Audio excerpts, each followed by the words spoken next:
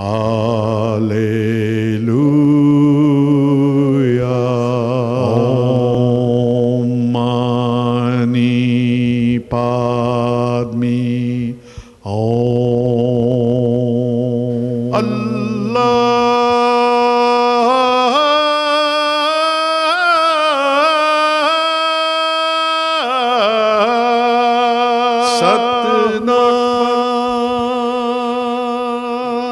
Welcome. You're watching Harmony and Diversity. And today we're speaking with Nitin Doshi. He's the president of the Melbourne Shwetambar Jain Sangh.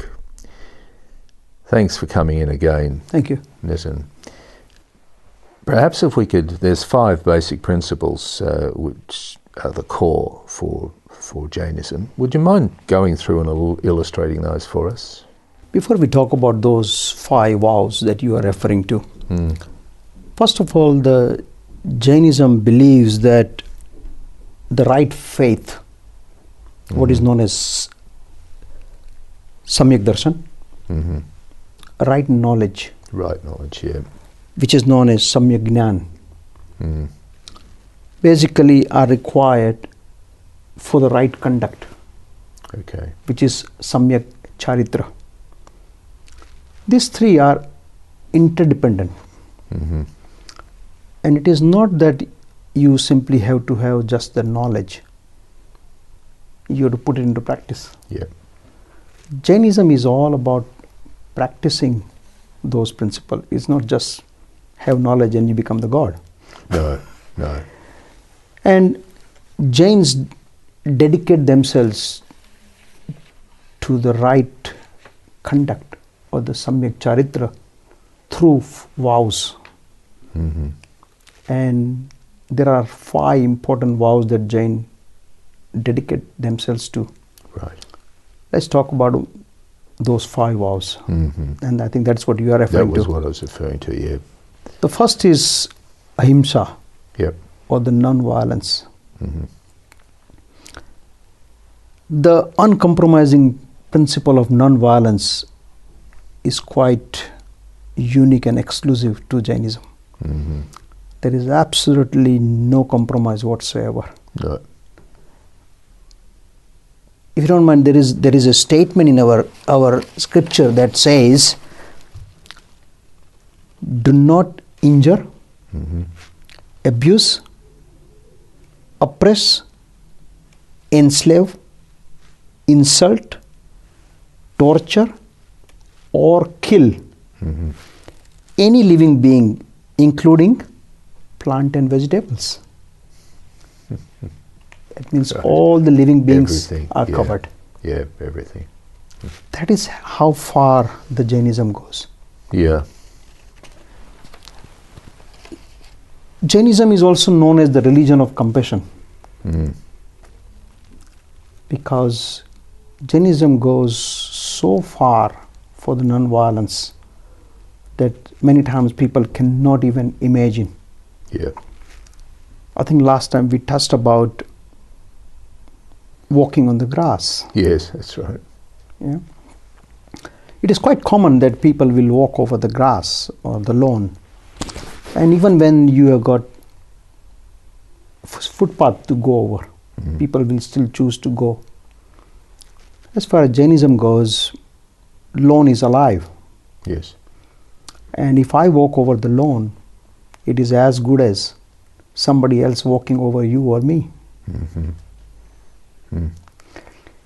Jainism believes that all the living beings have a soul, and all the soul are equal. And all the souls need to be treated equally and respectfully. That means whether it is a chicken, whether it is ant, whether it is a human being, whether it is a horse, whether it is any living being, for plant and vegetables, everybody should be treated respectfully. How would you feel if somebody insults you? How would you feel if somebody hurts you? You feel bad? Yeah, absolutely. Absolutely. How about when we treat other creatures disrespectfully? oh, it's just a carrot, or it's just a chicken. Yeah, that's right. Absolutely. Yeah. So it is the same principle that Jainism takes, that every creature, every living being, we have to treat them equally and respectfully. Nobody likes to be hurt. The traditional Jain priest, for example, they behave in relation to this in some quite specific ways. Describe some of those for us. I mean, the Jain priest, they take it these to great extent. Probably you may not even be able to comprehend. Let's say if you have to go from Melbourne to Sydney, how would you do? I'd drive or I'd fly. You will drive. Yeah. Or you will fly. Yeah. And in both this action, how many living beings we will be killing? A fairly large number. Very large number. Yeah, that's right. Jainism believes in minimizing the killings. Killings is unavoidable. Yeah. Because we live in this world, killing is unavoidable. But Jainism says you minimize the killing. Jainism says if you can survive eating one apple, don't eat two. Yeah. But when it comes to the priest, if they have to go from Melbourne to Sydney, they will not use any vehicles. They will walk. They will go walking from Melbourne to Sydney, and that too bare feet. Right. And that is how far they take the non-violence. So the non-violence, as I said, is an uncompromising principle of Jainism. And that is what makes Jainism quite unique. It certainly does. And it requires a considerable discipline to adhere to it. Sure, it does. Yes, It's yes. sure it does. But what happens is that it is not about just the principle. Those Tirthankaras have shown ways and means of how to achieve it. I will give you a simple example. You drink water, I drink water. Jainism says if you boil the water and use the filtered boiled water, you will be minimizing the killing. Now, how hard it is? To do that, that's right. Yeah, well, it's going to happen again, Nitin. It's just as hard. The time's out. We'll be back in a moment.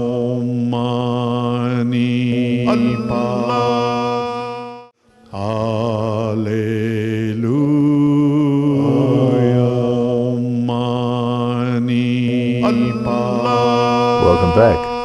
You're watching Harmony and Diversity. And we're speaking with Nitin Doshi. He's Jain. And we were talking about the 5 principles, and we're still talking a little bit about the non-violent aspect of it. What we were saying was that Jainism not only gives you that principle of non-violence, but it also gives you ways and means of achieving it. One of the things that Jainism preaches is consume anything only between sunrise and sunset. Yep. I believe you do not consume anything after evening or whatever, 5, 6 o'clock. 6 o'clock, yeah. Yeah. So there is also non-violence principle behind. And that also makes Jainism very scientific. Yes. Other thing that also happens is Jainism preaches do not eat root vegetables. Because, say, one apple has got one life, but one potato has got millions of life. Yes. So eating one apple versus eating one potato, you are killing one life versus millions. Which is the eyes, etc., on the potato, Yeah. the seeds within the Yeah. potato. Yes, yes. So this is the very fundamental, one of the very most important principle of the Jainism, the vows that you were talking about. I would quickly move on to the second one, which is the truth. Jainism, like many other religions, preaches that we should speak nothing but the truth. Yes. But Jainism goes one step further. Jainism says you speak the truth as long as it is not hurting anybody. Okay, that's interesting. How do you do that? Okay, I'll give an example. Let's say there is a blind person. Unfortunate that he is blind or she is blind. Yes. By me telling, oh, you are blind, I'm telling the truth, but it is hurting. Ah, yes, yes. Jainism says, even if the truth, if it is hurting somebody, you should not say. Okay. That is how far Jainism analyzes all the minor details of every principles. Yes, yes. It penetrates every part of your It day. does, Yes, it does. yes. And that is what makes Jainism quite unique. And the third vow that you were talking about was called asatya or non-stealing. Right. Like many other religion, Jainism also says do not steal. But it does not stop there. What is the definition of stealing? Tell me, what is the definition of stealing? Taking possession of somebody else's property with the intent to keep it. That's it, right? Jainism goes even further. You have got a pen here. If I pick up the pen without asking you, Okay. Jainism says it is stealing. Okay, all right. Then. We'll put it back then. I'll put it back. Yeah. Okay. That is how far the Jainism goes. So it is not just day-to-day principles, it goes right deep. So is that a matter of honour? Honour of like respect to me to say that may I have your pen? Is that what it's Yes. about? Even if I want to use it, I must seek your permission. Okay. Once I have your permission, then I'm using it with your permission, so then it is not stealing. But if I don't, then it is stealing.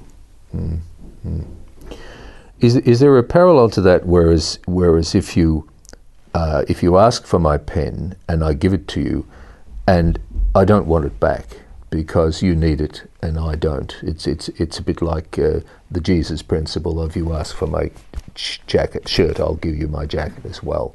Is there any of that in there? Is that No, I mean, if I have asked for it and you have willingly given to me, there is nothing wrong in it. But this particular principle is dealing with if you take it without the permission. So that was the third principle. The fourth and very important principle is called brahmacharya, and I struggle to describe this in English. I cannot find the real comparable words. So some of the words that I came across were celibacy, yes, or chastity, or sexual abstinence.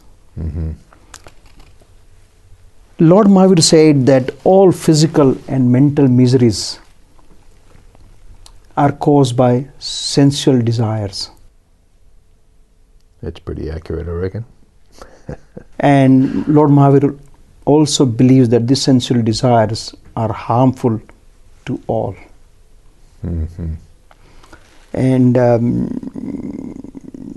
that is why this is one of the 5 main vows Yes. that particularly all the priests take. They take all these vows and follow it really, really well. Yes. So celibacy is a big issue. For them. Absolutely. And the 5th one is what is known as aparigraha, which is non-possessiveness. Right. And this one is very, very important. It is the non-attachment or non-possessiveness. Yeah.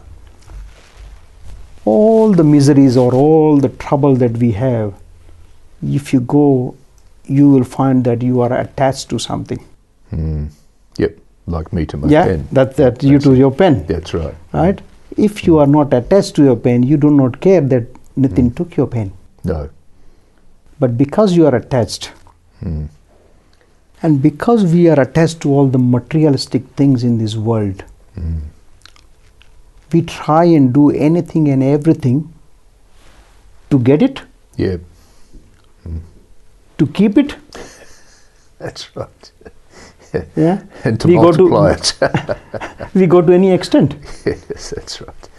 Huh? Yeah. And that gives birth to anger, greed, Greed.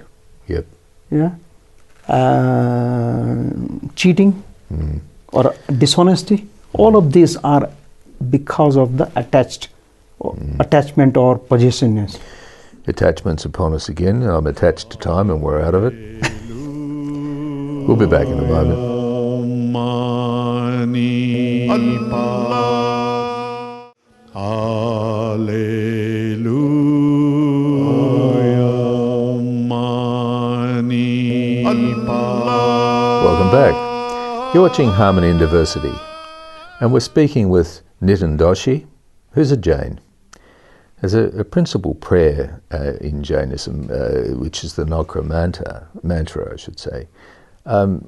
Would you be able to recite that for us and explain, sure. please, Yeah, Nitin? yeah. But I notice you've taken your shoes off to do this. What's the reason for that? Yeah, I mean, as matter of respect, any religious activities that we do, we will not be wearing any footwear. Oh, okay. So Okay. that is the respect to the prayer and the religion. Fine. Thank you. This is called Naukar mantra. I will recite the Naukar mantra first, and then I will tell you the meaning of each Segment. Yep, segments. that'll be good. Om Namo Arihantanam. Om Namo Siddhanam. Om Namo Ayariyanam. Om Namo Vajjayanam. Namo Loe Sav Sahunam.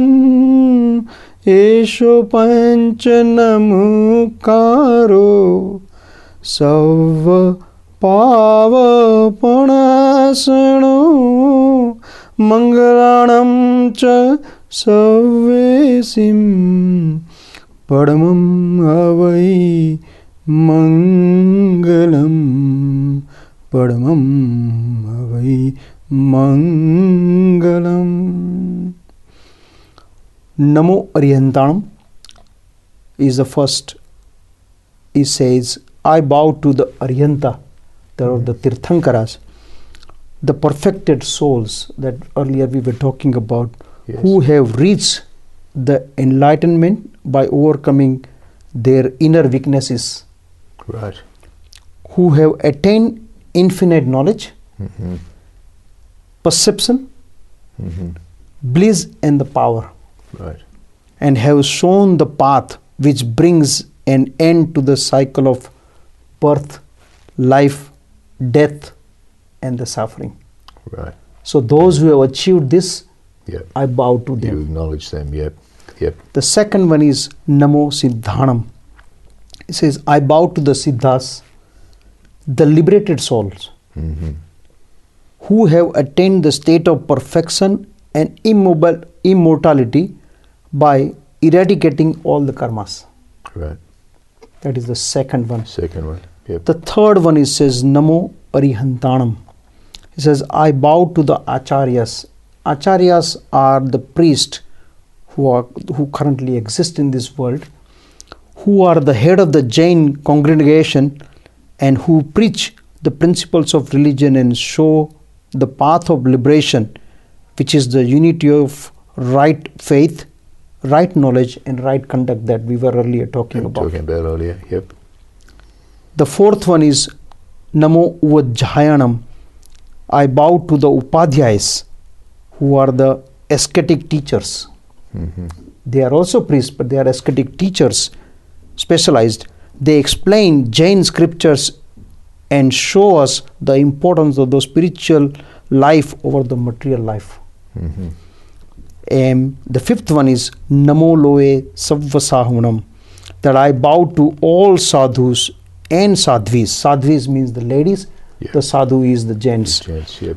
who strictly follow the 5 great vows that we just talked about, of conduct and inspire us to live a very simple life. Right.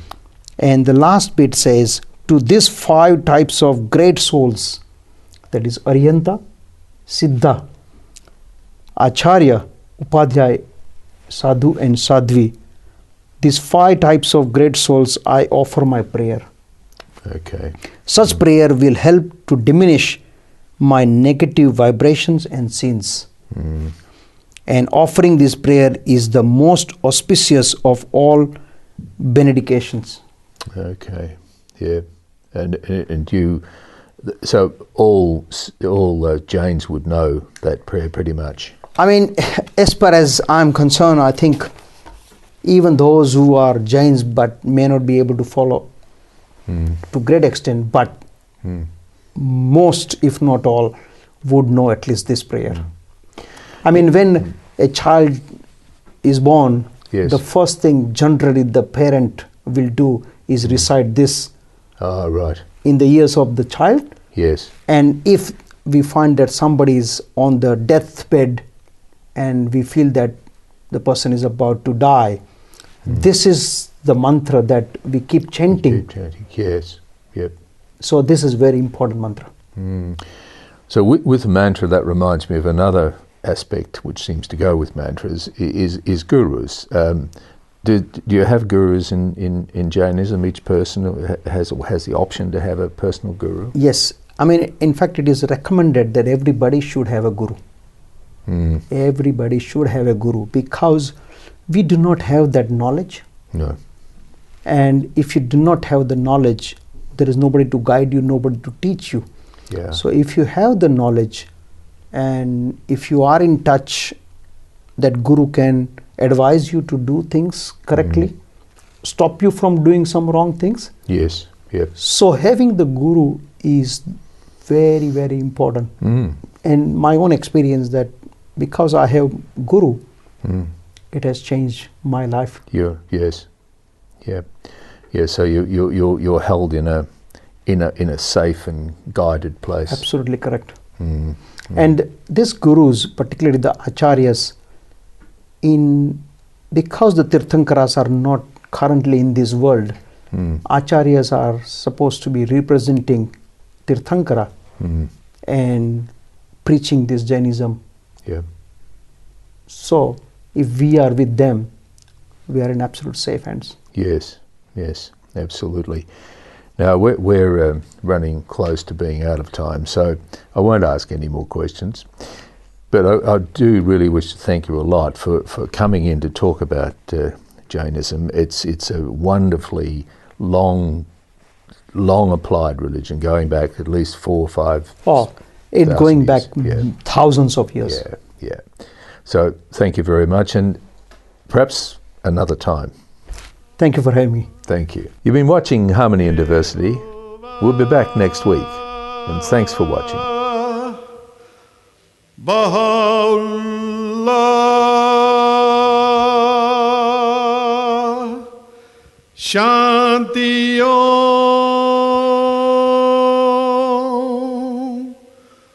Allahu